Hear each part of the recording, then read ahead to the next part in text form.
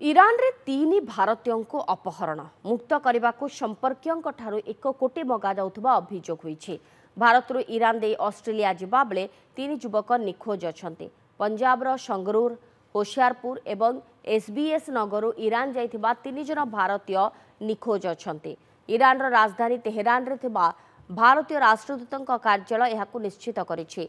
निखोज तीन जन को तुरंत ठाब करिबा पई प्रयास करा जाउछि। ए तीन जन होउछंती हुसनप्रीत सिंह, जशपाल सिंह एवं अमृतपाल सिंह। तेबे मे 1 तारिख रे तेहरान रे पहुंचबा परे समस्ते निखोज हो जाइथिले। निखोज को हाथ बंधा जाइथिबा बेले शरीर रे आघात चिन्ह रहिछि। पंजाब रो जने एजेंट दुबई ईरान दे तीन जन को ऑस्ट्रेलिया पठाइबा को प्रतिश्रुति देइथिले।